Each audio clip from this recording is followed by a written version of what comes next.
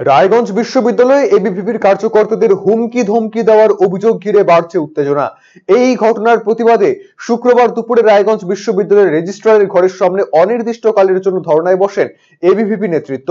কর্মসূচিতে উপস্থিত ছিলেন সংগঠনের উত্তরবঙ্গের প্রদেশ সহ সম্পাদক দীপ দত্ত। তিনি জানিয়েছেন, গত দুদিন ধরে এবিভিপির কার্যকর্তাদের হুমকি দিচ্ছেন তৃণমূল ছাত্র পরিষদের কর্মীরা। লাঠি সোঁটা, ধারালো অস্ত্র সমেত বহিরাগত এনে এই ধরনের কর্মকাণ্ড করছে শাসক দলের ছাত্র সংগঠন। এর বিরুদ্ধে ব্যবস্থা গ্রহণের দাবি জানিয়েছেন তারা। পাশাপাশি নিরাপত্তা ব্যবস্থার দাবিও জানিয়েছেন। অপরদিকে অভিযোগ এবং দাবি দাওয়া খতিয়ে দেখে ব্যবস্থা গ্রহণের আশ্বাস দিয়েছেন বিশ্ববিদ্যালয়ের dean, faculty of arts, commerce and law Prashanta Kumar মোহলা।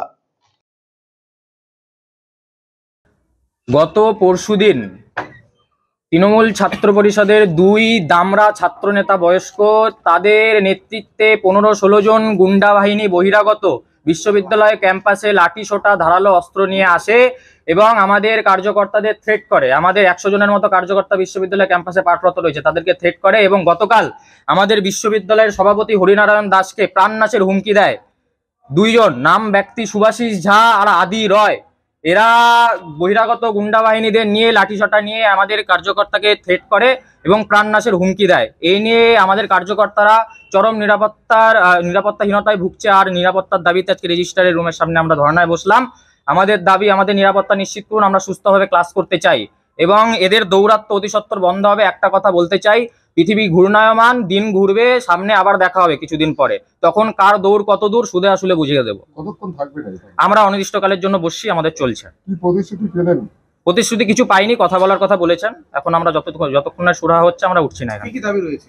আমাদের দাবি রয়েছে বিশ্ববিদ্যালয়ে সিসিটিভি দিয়ে মুড়ে দিতে হবে। প্রত্যেকটা সিসিটিভি যেগুলো খারাপ হয়ে রয়েছে সেগুলোকে চালু করতে হবে এবং ছাত্রছাত্রীদের ক্যাম্পাসের ভেতরে বহিরাগত যেন কোনোভাবে না এলাও হতে পারে। না, ওরা কয়েকজন ছাত্র এসেছিল, ওরা একটা ডেপুটেশন দিয়েছে আমার অফিস থেকে, মানে ভাইস চ্যান্সেলর অফিস থেকে। আমরা তাকে রিসিভ করেছি এবং এখন তো আমাদের ভাইস চ্যান্সেলর নেই, আউট অফ স্টেশন আছেন।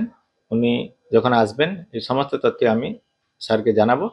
এবং আমাদের এখানে তো অনেক কিছু কমিটি আছে, সেলও আছে, যেমন ইন্টারনাল কমপ্লেন্ট কমিটি আছে, অ্যান্টি র্যাগিং কমিটি আছে। আমরা সেখানে দেখব যে কোন কমিটির মধ্যে এটা আসে এবং যদি এগুলো আমরা তদন্ত করে দেখব, যদি সঠিক হয়ে থাকে তাহলে আমরা যথাযথ স্টেপ নিব।